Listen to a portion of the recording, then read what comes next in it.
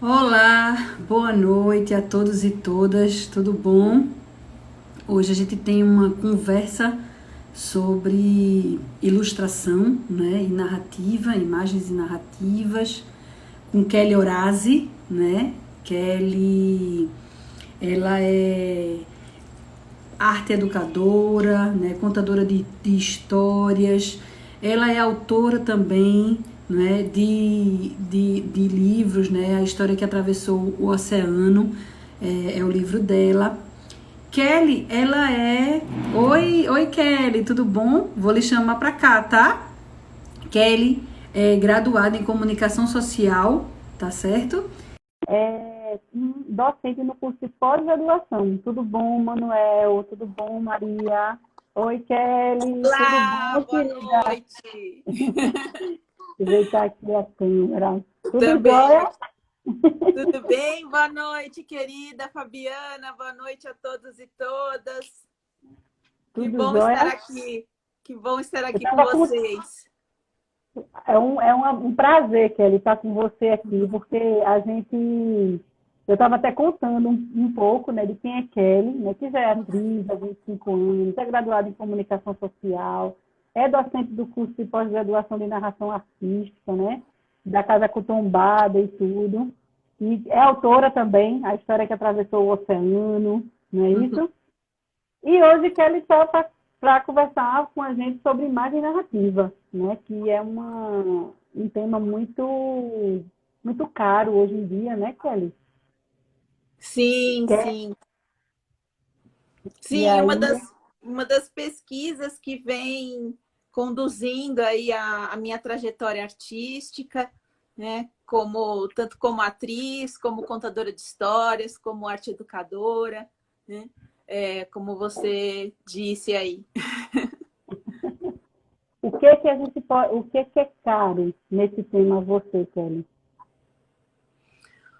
Olha, o que eu acho que o ponto principal que eu gosto de levar assim para as pessoas que querem pensar nessa questão de imagem e narrativa é das pessoas exercerem a sua autonomia de criar a sua própria imagem, que é algo que eu acredito que as crianças vêm perdendo, né? Que essas novas gerações vêm perdendo com o tempo desse hábito de imaginar, o hábito de ser autor da sua própria imagem, né? E sendo muito esponja, né? Receptor de uma imagem já preconcebida, de imagens estereotipadas,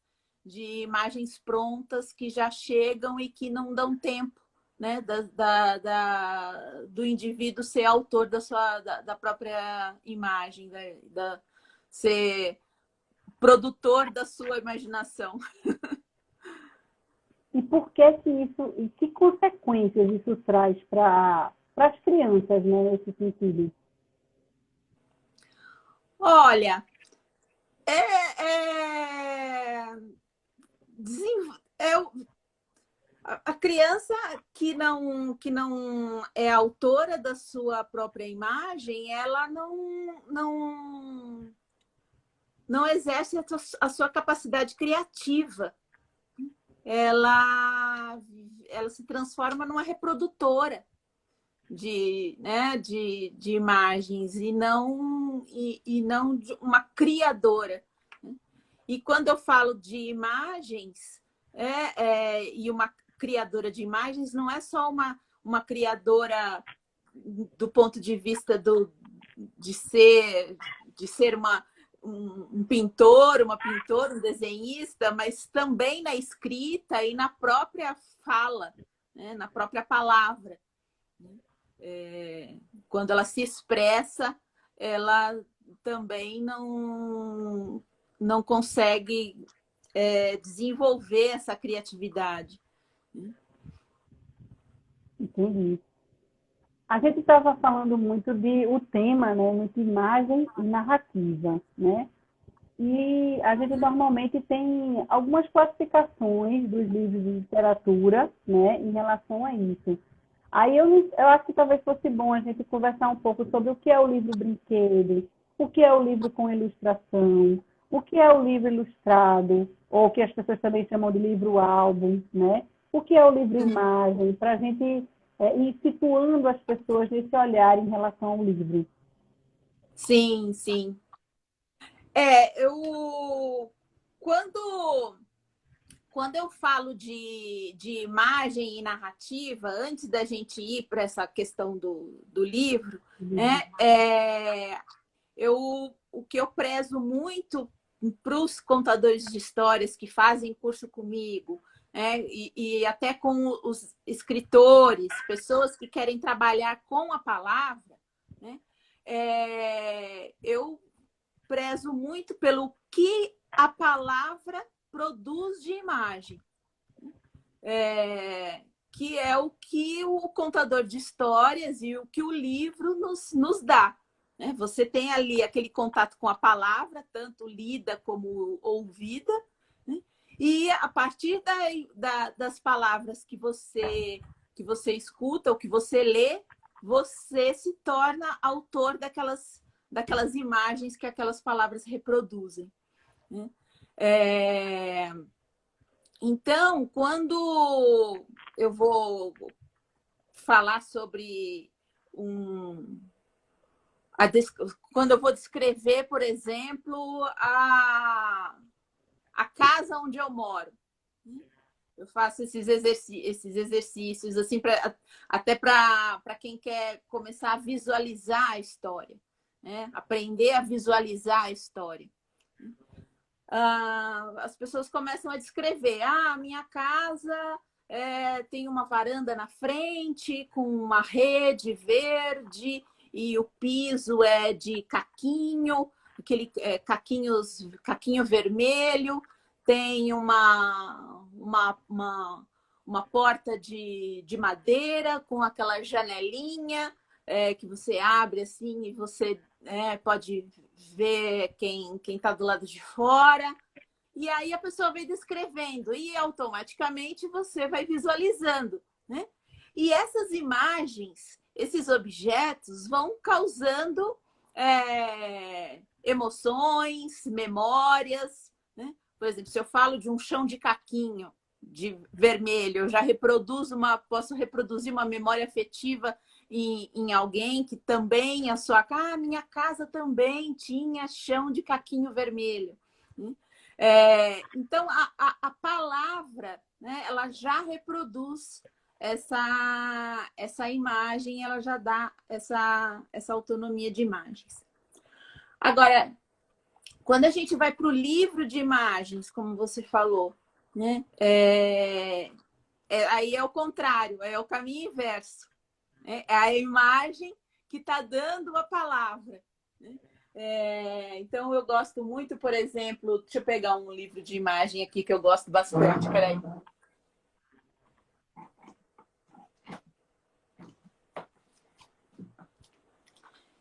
Esse livro aqui, né? É lindo! Né? Eu amo esse livro. Outro dia estava trabalhando com as crianças, né? Com esse livro aqui. E quando a gente vai, né? A gente vai trazer um livro de imagem para as crianças, ou quando você está... eu gosto muito de provocar, né? Essa questão assim, de não impor aquilo que eu estou vendo, mas provocar aquilo que as crianças estão vendo. Né? Então, eu gosto muito de usar o que será? O que será que está acontecendo aqui? Né? Aqui tem aquele livro do Ilan Breman também, que é onde o telefone sem fio. Né? Assim, o que será que eles estão dizendo um para o outro? E as crianças vão ali dizendo o que elas estão vendo. E elas vão dando a história. Então, o livro de imagem, ele ele provoca isso, ele faz esse caminho inverso, né? E a pessoa tem a oportunidade de verbalizar a imagem, né? Então, esse diálogo da imagem e narrativa é sempre muito, muito prazeroso, né? Como arte educadora, eu desenvolvia um trabalho em Paraisópolis pela Associação Arte Despertar. E uma coisa que eu sempre gostava de fazer com eles era levar algumas telas de alguns pintores, Portinari, Lazar Segal, Tarsila do Amaral, levava essas telas para eles, e através dessas telas eles simplesmente descreviam aquilo que eles estavam vendo. Esses alunos eram de 6 a 12 anos, eu trabalhava com eles semanalmente, contando histórias e trazendo esse repertório do livro. E aí fui trabalhar a poesia com eles. E aí, o que vocês estão vendo nessas imagens? Simplesmente descrevam. E as crianças ali, algumas que não sabiam escrever, né, trabalhavam em grupo, iam falando para aquelas que sabiam escrever, e as que sabiam iam registrando, e assim, e eles iam trocando. Eu estou vendo isso. E aí, a partir do que elas falavam, elas iam organizando aquele pensamento, organizando aquela narrativa, aquela descrição, e construíam um poema. E assim, saíram assim trabalhos belíssimos, né? Fazia isso também com os adolescentes quando eu trabalhava com o Instituto Pão de Açúcar. E aí eu vou até mostrar um para você aqui. Deixa eu ver se dá para vocês verem pela tela. Ó, por exemplo, aqui. Aqui a gente tem uma imagem do Portinari. Portinari. O menino pulando carniça. Né? Então, eles observavam essas imagens. E só quando a gente vai, né, olhando para as imagens, a gente já entra nessa imagem e já vai descrevendo, sem precisar descrever emoções, sem precisar, simplesmente descrevendo os objetos que ali possuem. E aí, dessas telas, saiu o seguinte poema. Voa, voa, pipa e menino. O menino soltou pipa na roda de gente, que, em vez de pipa, voava o menino. Com a pipa, subiu, e encontrou mais um monte de meninos soltando pipa. Ficou lá no alto do lago de Pipa e foi brincar com seus novos amigos.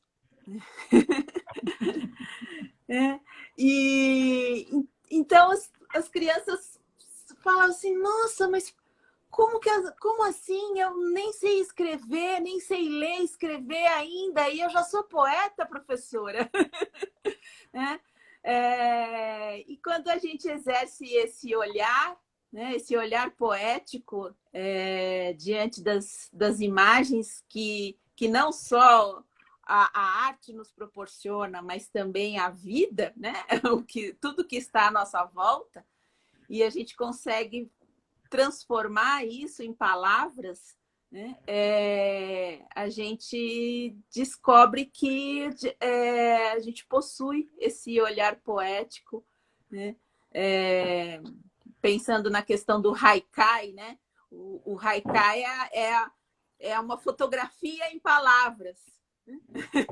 Então, você fotografa a vida, né? Essa capacidade que a gente tem de fotografar a vida e de transformar essa fotografia em arte, né? Numa narrativa poética, em metáforas.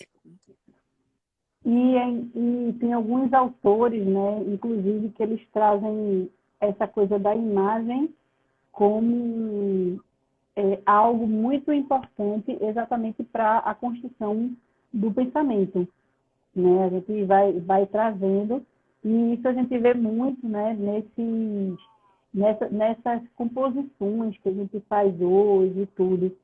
E aí, a minha pergunta, né, ela é muito assim: como é que você acha que a gente pode...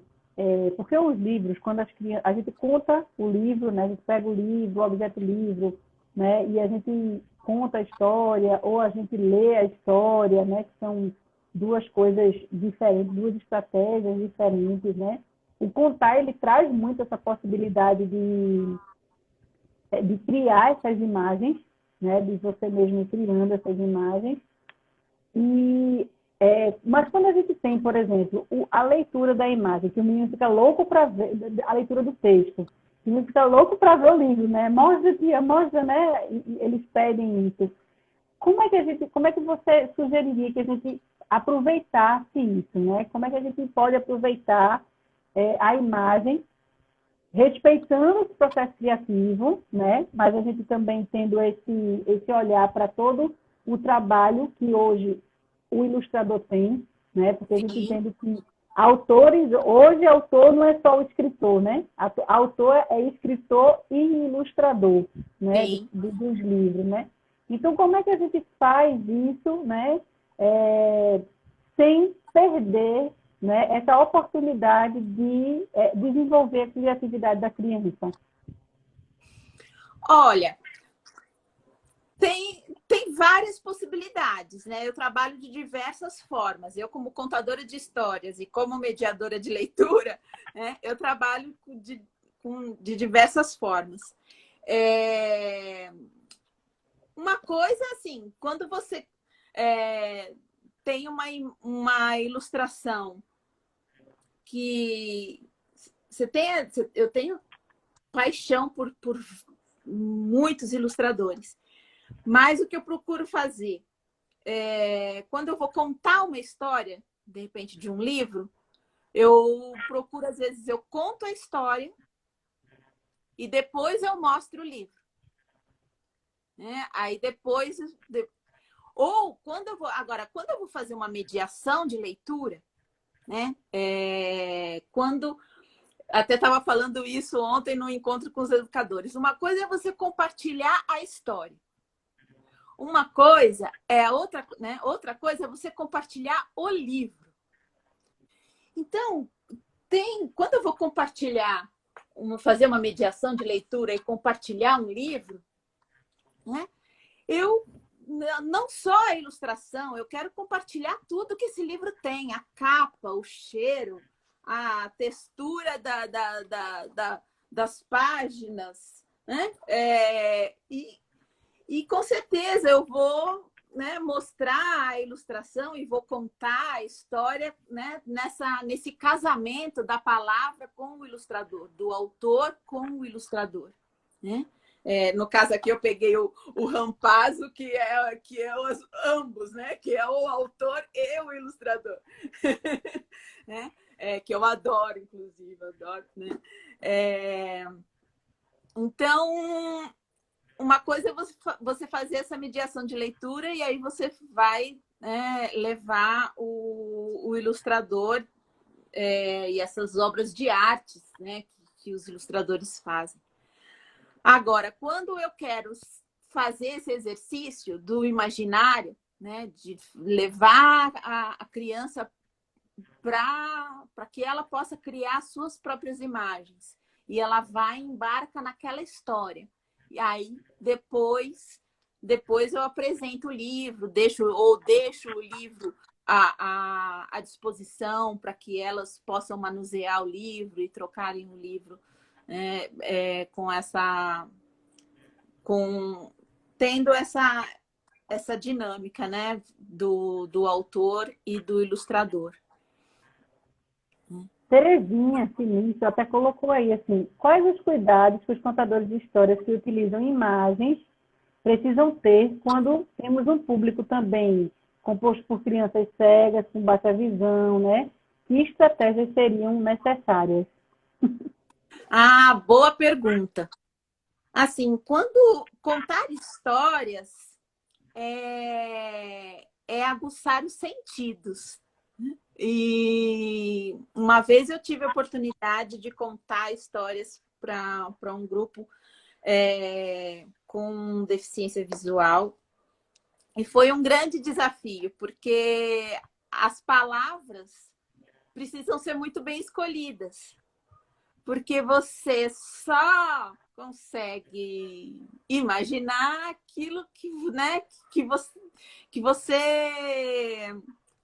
como falar para uma pessoa que nasceu cega de um céu estrelado, né? E então você precisa escolher as palavras ou então proporcionar sensações. Então, eu fiz uma narração de histórias com objetos e muitos desses objetos passavam pelas mãos do público, né? Então, eu trabalhei com tecidos, com texturas de tecido, para eles terem, de repente, a sensação, às vezes, não só das imagens, mas do clima da história. E também o recurso da música também é muito sugestivo. Aí você vai para esse campo da música, da interação com as melodias, onde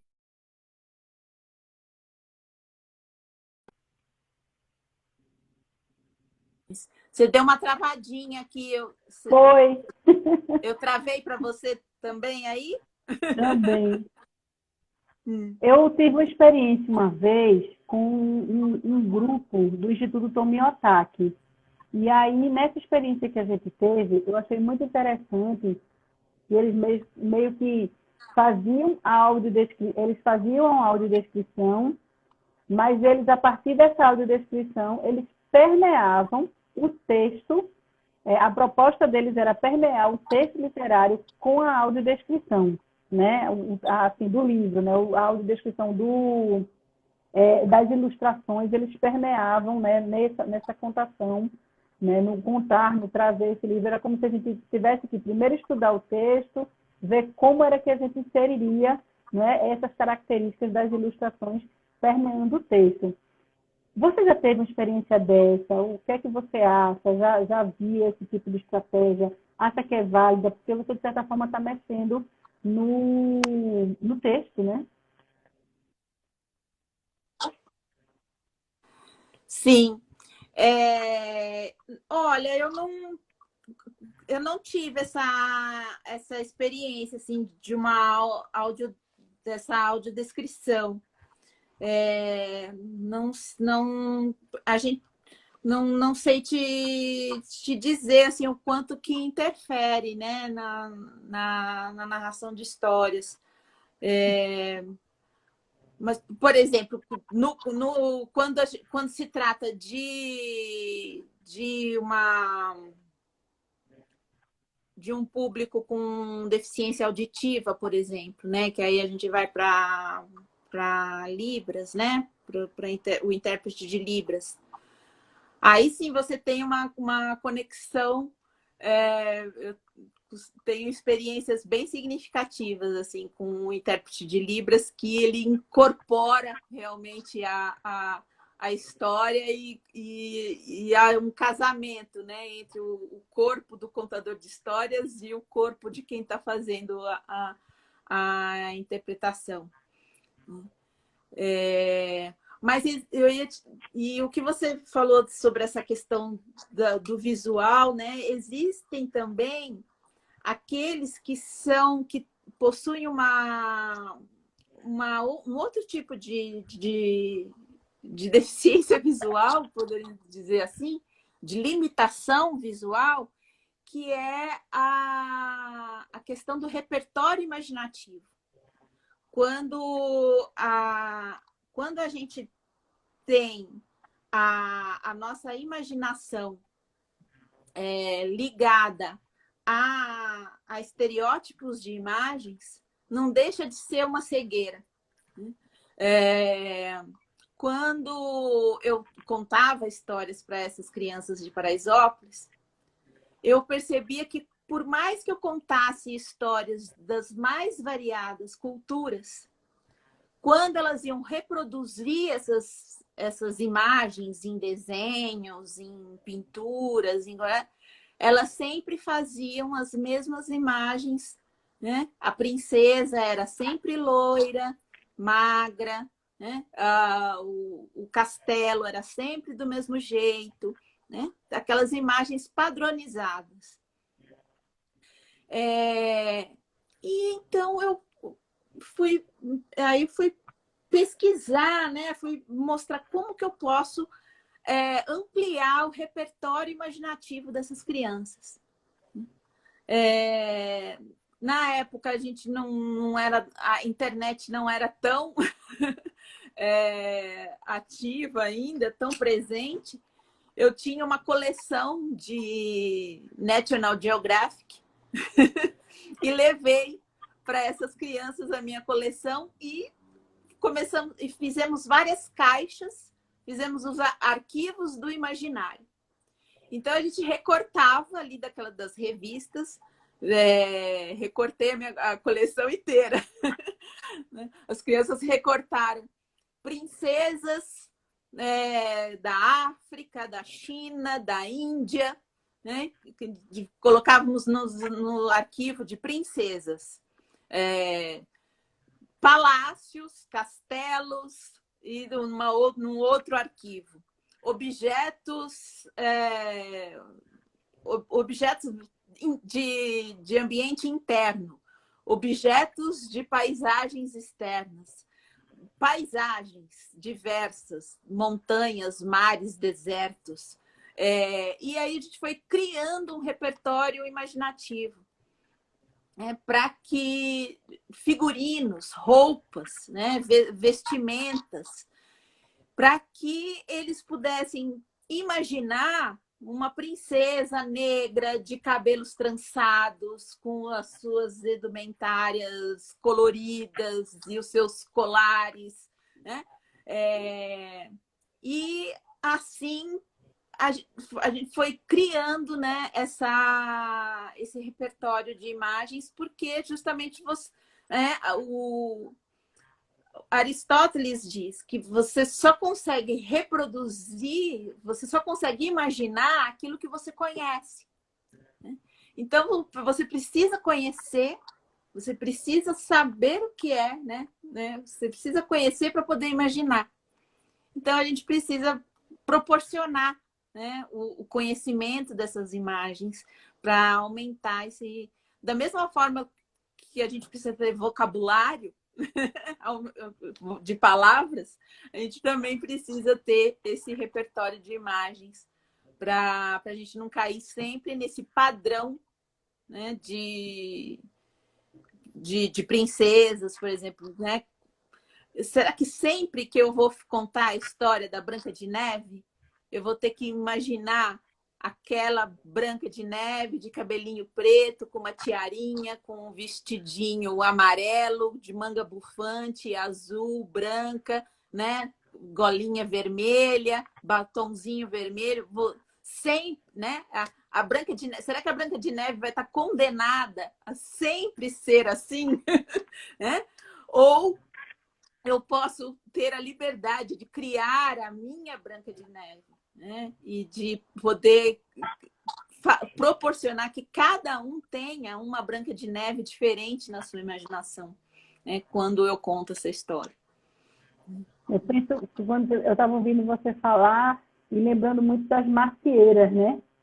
Que a criança, quando ela faz uma árvore, né, normalmente ela faz, né, a macieira clássica, né, ali, e aí a gente, e no Brasil a gente não tem tantas macieiras assim, né, Sim, no coisa da criança, né? E aí ela sim. trazer.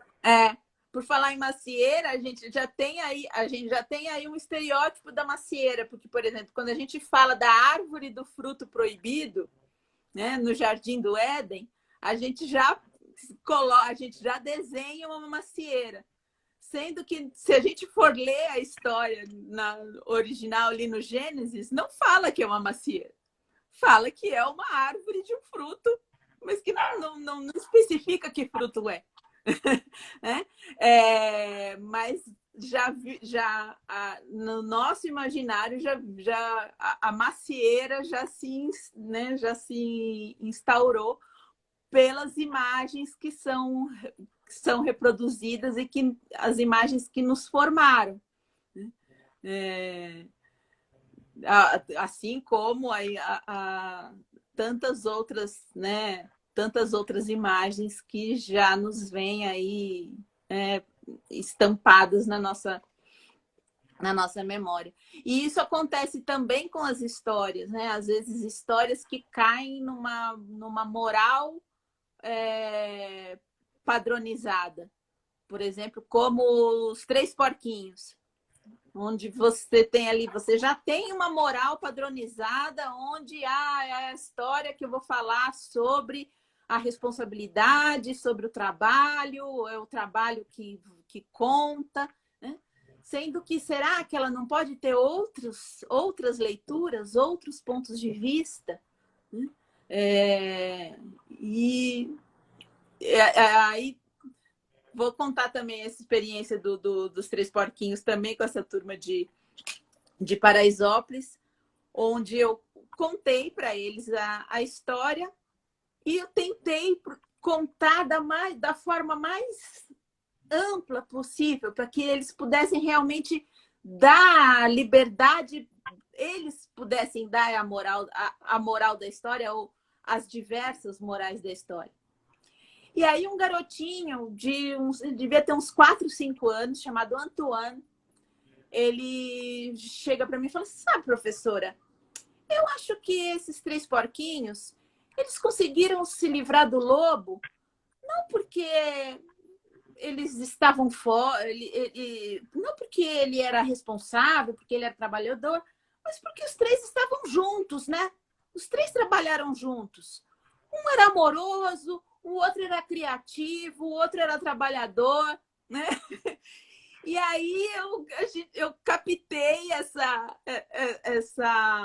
essa ideia com eles, né? E comecei a trabalhar isso com as crianças.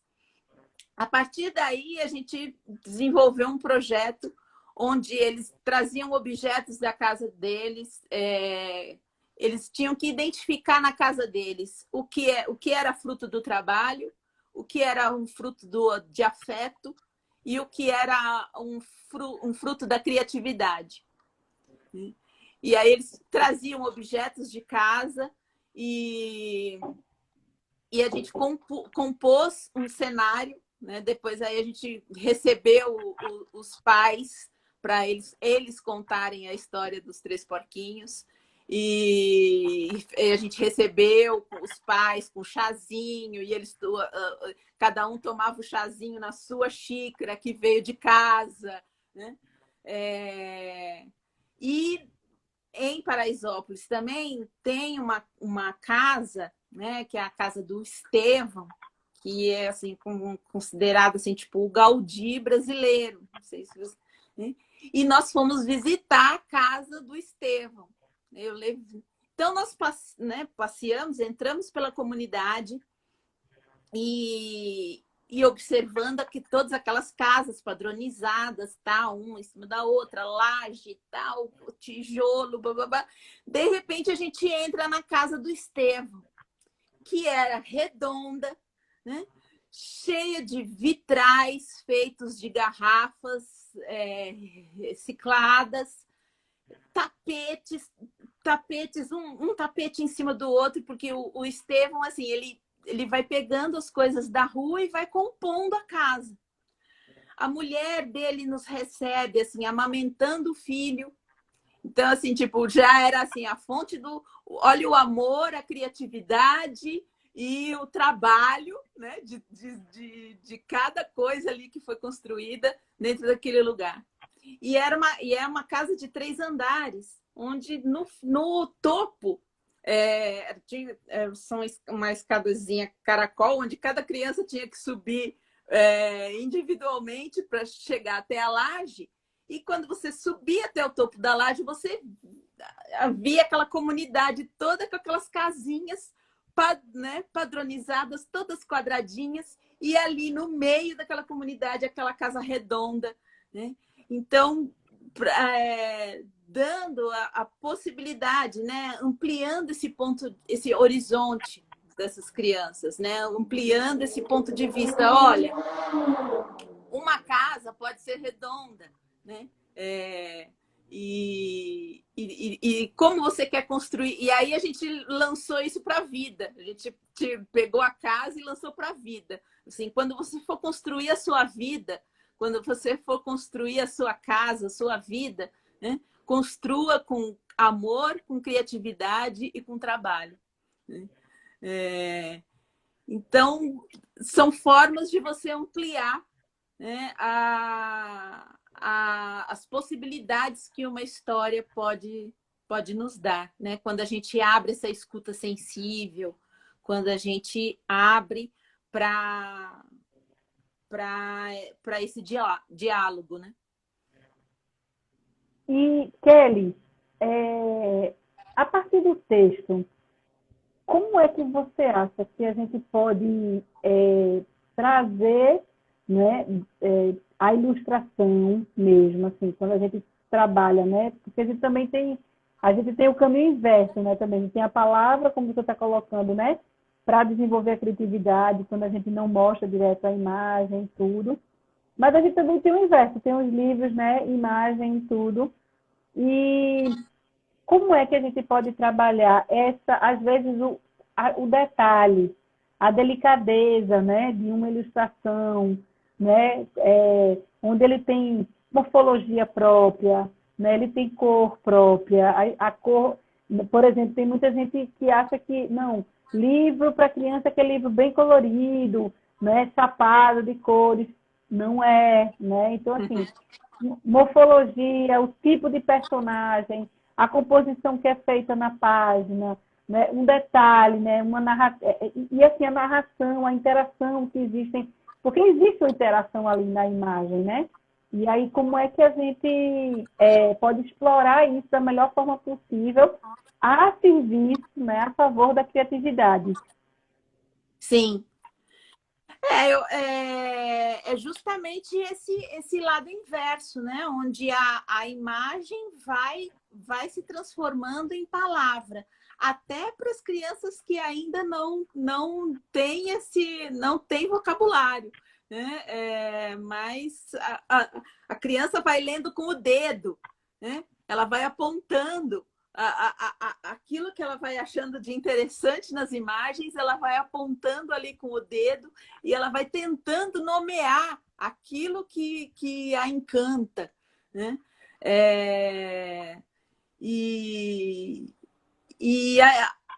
é fantástico, né? Você entrar nesse universo das obras de arte que vão se transformando ali em imaginário e que também despertam, né? Porque a boa ilustração é aquela que contribui imaginativamente. Porque a gente também tem a ilustração que também não dá margem para isso, a ilustração óbvia, que não dá margem para você sentir, para você criar, para você contribuir imaginativamente para ela, né? Mas você tem a ilustração que amplia, né? Que às vezes é até uma outra história, né? É um livro à parte, é uma história à parte, né? Quando eu vou contar histórias com objetos, por exemplo, né? O objeto, ele está contando ali uma outra história que está contribuindo imaginativamente e simbolicamente para a história que eu estou contando em palavras, né?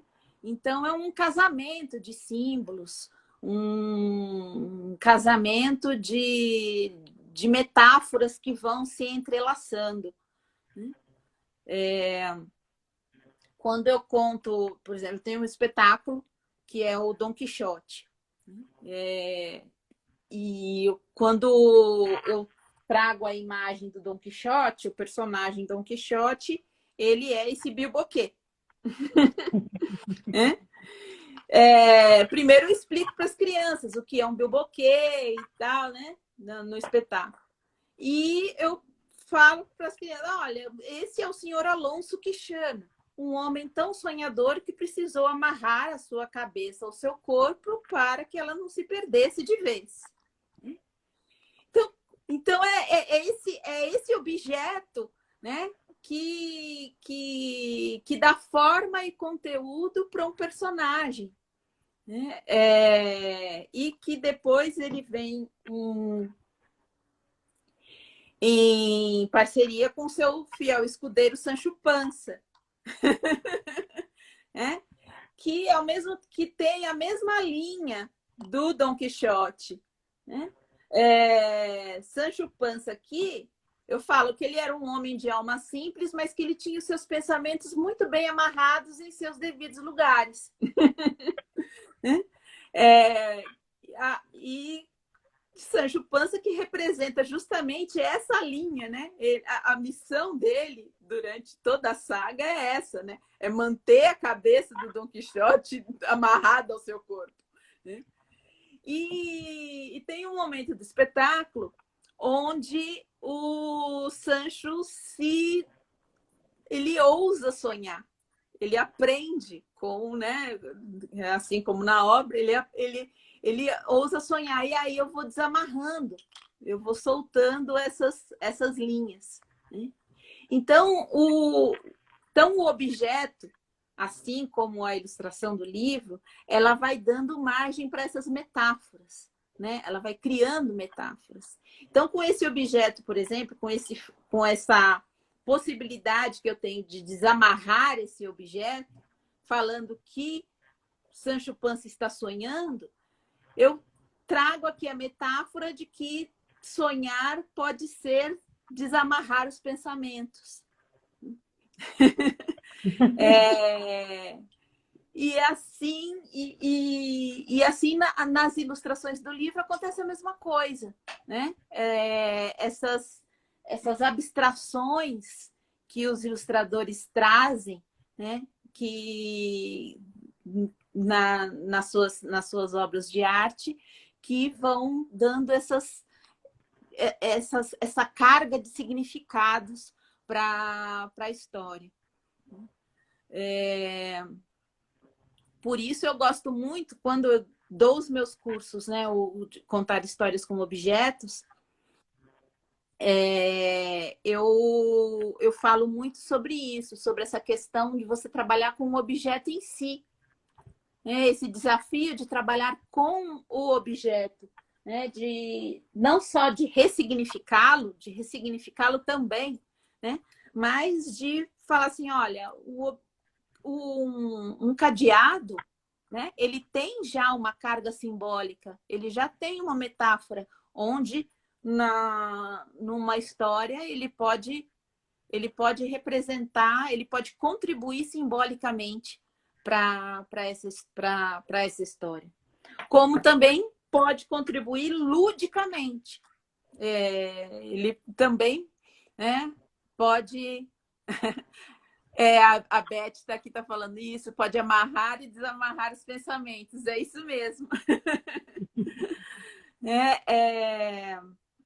Então, os objetos, eles podem contribuir ludicamente. Por exemplo, outro dia eu estava brincando com as crianças e a gente falou assim, e a gente estava brincando no Reino das Águas Claras. E aí cada criança levou um objeto que podia ser um peixe que está no fundo do mar. Aí eu cheguei e falei assim, alguém adivinha que peixe que é esse aqui? Qual será que é esse peixe? Aí, é o peixe elétrico! Isso, é o peixe elétrico! Então, então o objeto também traz essa ludicidade, esse casamento com a lógica, né? E também essa questão simbólica e metafórica. Como é que como é que a gente pode, né? Se a gente vai contar uma história, então, como é que a gente pode trazer esse objeto? É qualquer objeto? Ou pode ser... Porque eu vi ali, quando você colocou o bilboquê, né? Tem uma representação simbólica para o personagem, né? Assim como o outro objeto, ele também é muito parecido, a forma, né? O formato com a ideia do outro personagem. Como é que a gente escolhe esses objetos, né? E, assim, quando a gente escolhe isso, a gente vai trazendo exatamente esse olhar diferenciado, né? Para a criança. Sim. Como é que a gente faz isso? Então, em princípio, pela forma, né? E uma coisa que é sempre importante ressaltar é que, assim, é a história que pede o objeto. Né? A gente tem que tomar muito cuidado para que o objeto não seja um mero adereço. Né? O objeto ele precisa estar ali na história para realmente contribuir. Né? E para não ser redundante, para você não ficar ali chovendo no molhado, né? Falando de uma coisa e o objeto está falando exatamente aquilo que você já está dizendo. Então, ele não tem função ali. Se ele está sendo redundante, não precisa estar ali. Então, o objeto ele precisa estar a serviço da história, contribuir ludicamente para a história. E a gente parte mesmo pela forma. Algo que se parece, né? Quando eu escolhi Dom Quixote, eu vi um ser esguio, né? A forma dele aqui já Depois eu fui para o simbólico, né? Não necessariamente. E às vezes você nem precisa ir para o simbólico. Às vezes você pode ficar só na forma mesmo. Né? Só quando, por exemplo, eu tenho aqui por exemplo, um príncipe e uma princesa, ou um homem e uma mulher, né? Então, assim, quando eu conto as três penas, né? E esse aqui é o personagem principal, o Simplório. Ele não precisa ter olho, ele não precisa ter cabelo, ele não precisa... Né? E quando eu vou... na história, ele tem que ir em busca do tapete mais belo do mundo, ele tem que ir em busca do anel mais belo do mundo para conseguir conquistar a coroa, né, do seu pai. É um desafio do pai dele. E aí ele vai até o porão, encontra uma sapa, né? Uma sapa, que é uma almofadinha, né? No caso, uma almofadinha de linha. Né? Ele encontra a sapa e a sapa dá uma misteriosa caixinha para ele. E quando ele abre a caixinha, ele percebe que ali tem um anel mais belo do mundo ali. Não, Fabiana, para você ter uma ideia, o anel ele era feito do mais puro... O que você acha que era feito o anel? O mais puro metal, o mais puro... a mais pura madeira, a mais pura... Da mais pura madeira. O anel era todo entalhado em madeira. E no meio desses entalhes, ele era cravejado de quê? Flores. de flores minúsculas, coloridas, né? E no meio do anel tinha o quê? Tinha uma continha. Uma continha, assim, tipo Uhum. uma Uma conta. Que cor? miçanga. Hã? Uma miçanguinha bem pequenininha. Uma miçanguinha. Que cor? Azul. Azul. Quando Simplório viu aquele anel feito da mais pura madeira entalhada, com aquelas florzinhas minúsculas e aquela miçanga azul no meio, aquele era o anel mais belo do mundo. E levou o anel para o seu pai, né? Então, quando a gente constrói esse objeto, né? E no caso, quando eu construo esse objeto com as crianças e com o ouvinte, eu estou fazendo com que o ouvinte contribua imaginativamente para essa história, né? E a partir do momento que as crianças contribuem para construir o objeto que vai ser que vai fazer com que o herói da história conquiste a coroa, né? Eu estou trazendo a criança para a história e ela se torna cúmplice do herói. E aí ela vai torcer por esse herói, né? E ela vai, quando ele conquistar a coroa, a criança está conquistando junto, né? Ao mesmo tempo, o último desafio dele é encontrar a mulher mais bela do mundo.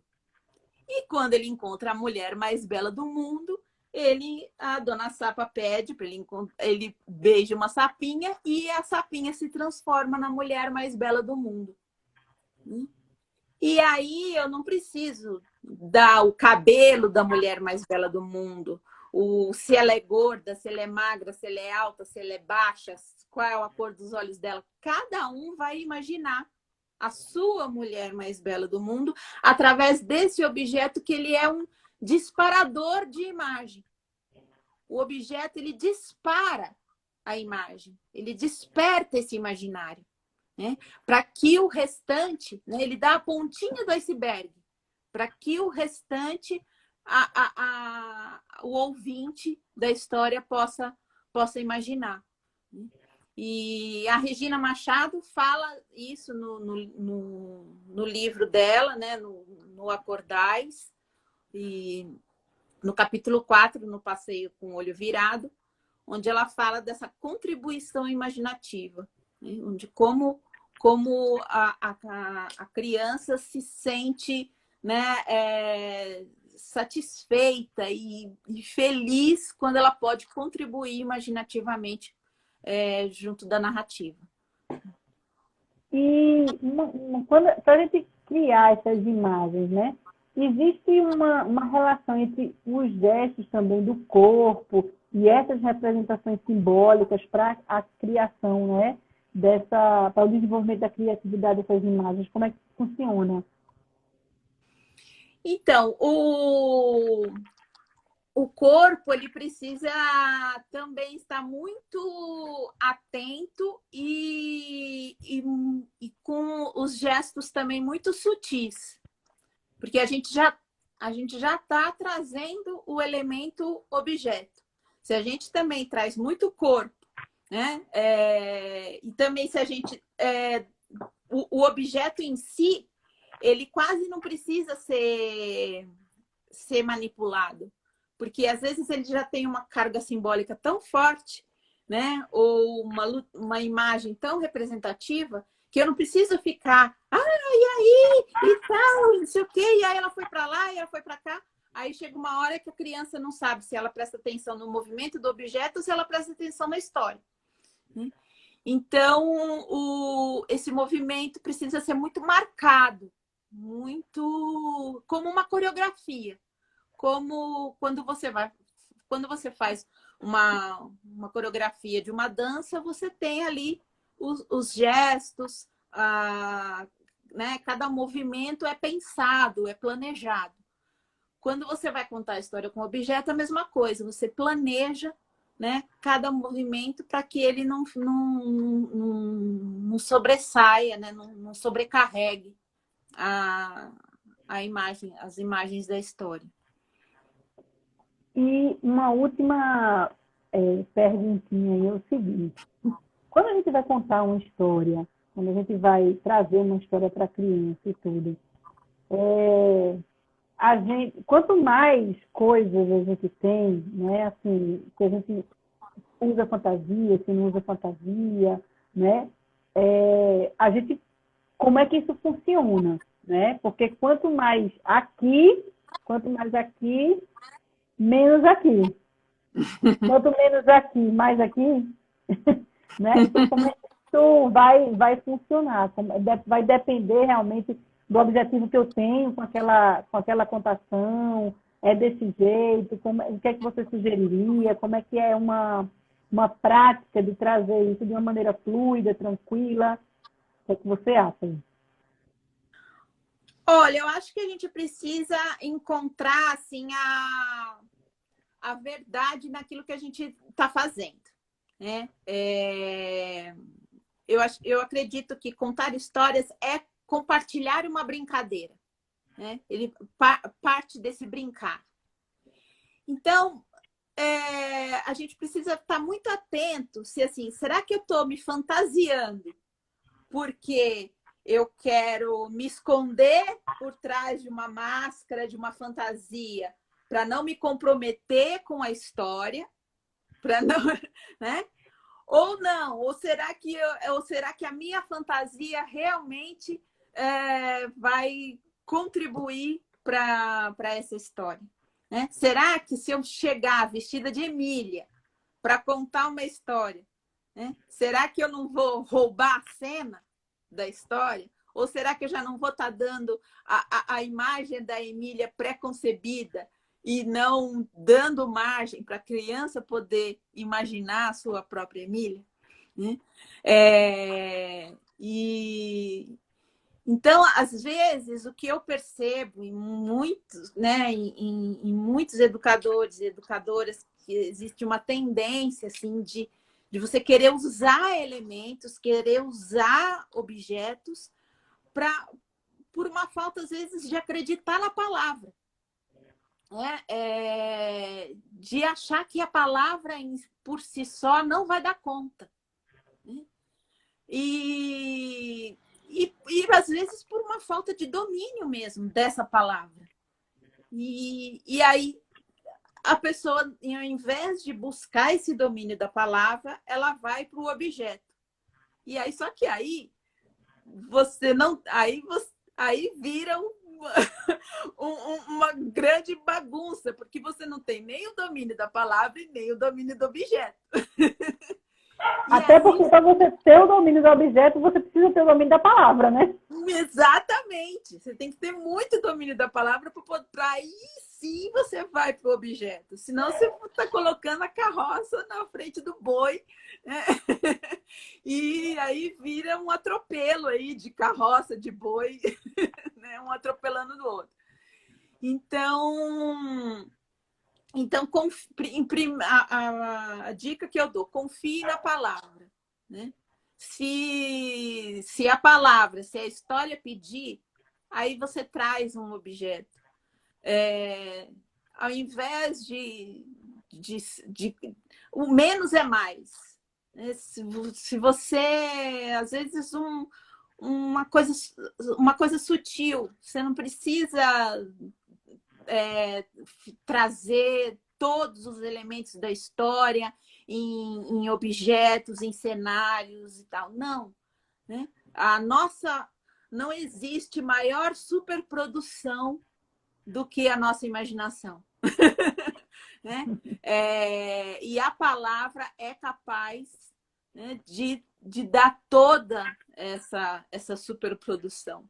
Né? E ainda mais num mundo como hoje, onde as imagens já chegam, né? As crianças têm aí os jogos, as imagens em 3D, né? Competir com essas imagens né? Não dá. Então, a gente precisa realmente usar esses elementos disparadores de imagem para que essa superprodução esteja aqui dentro.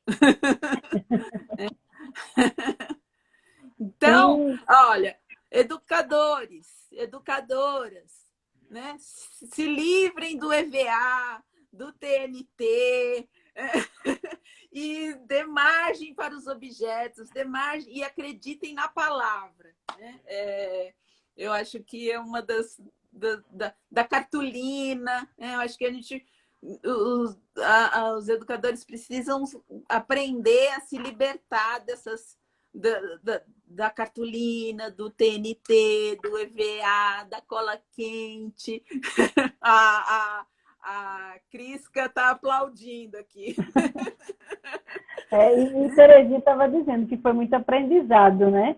Até porque tem um teórico, eu não sei, não me lembro o nome dele ao certo, mas é Wunenburger, né? Eu acho que ele é um alemão, nunca vi tanta consoante nos nomes alemães, mas enfim, né? Eu me lembro que ele dizia muito assim, as imagens elas são formadas de concreto e do abstrato, né? Sim. Do real e do pensamento, do sensível e do inteligível, né? Então a gente não precisa ser tão literal, né?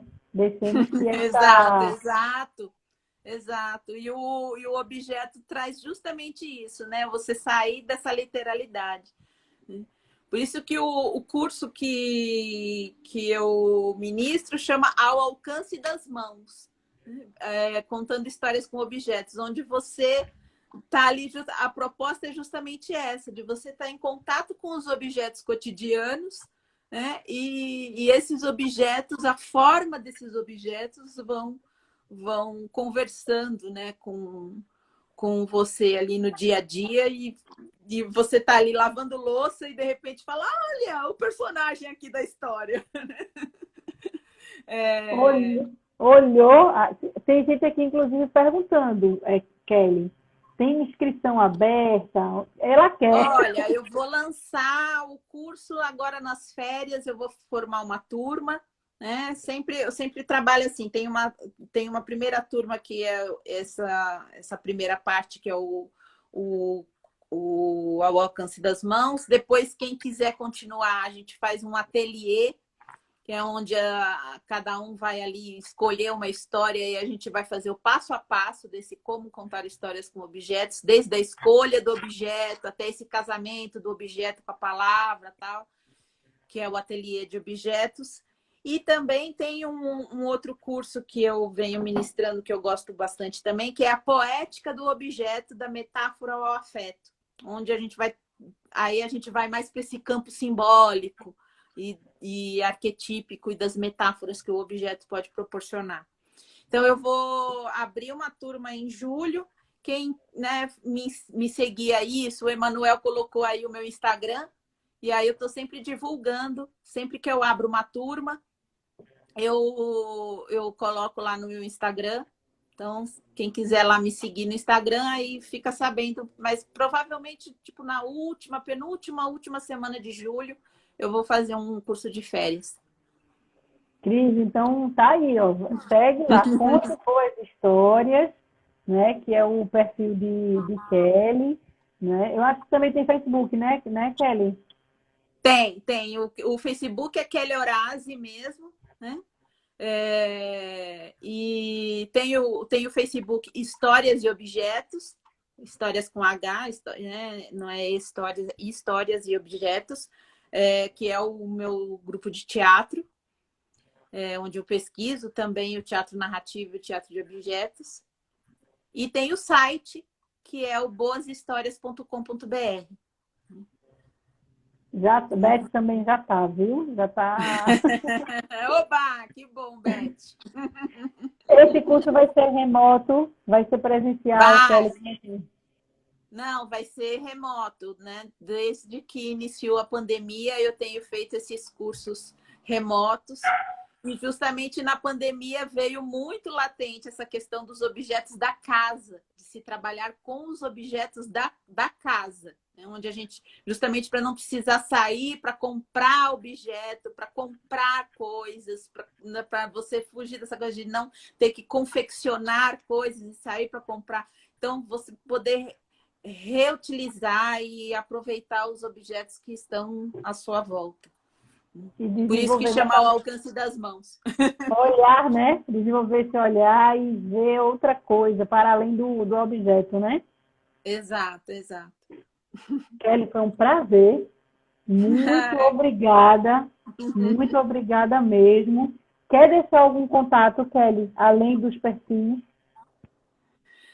Olha, não, são esses mesmo, querida. Eu queria agradecer muitíssimo pela oportunidade, por essa noite, esse papo gostoso. Nem senti aqui passar o tempo. Queria agradecer também a todos e todas que estiveram aqui com a gente nesse. Agradecer ao Emanuel também, que dando esse suporte. E te parabenizar por esse projeto, por todos esses encontros magníficos, né, que a gente tem presenciado aqui toda quarta-feira. Eu estou aqui como ouvinte e queria agradecer mesmo. E os contatos são esses, é o boashistórias.com.br, onde lá tem a minha trajetória, os vídeos também de histórias que vocês podem acessar, e o Facebook, que é o Kelly Horazi, e o Instagram, que é o Conte Boas Histórias. Obrigada, querida. Vai ser mais um sucesso aí do curso, né? De contar histórias com objetos, viu? Um beijo. Obrigada. E até a próxima, Kelly. Obrigada. Até a próxima. Boa noite para todos e todas. Até mais. É. Obrigada.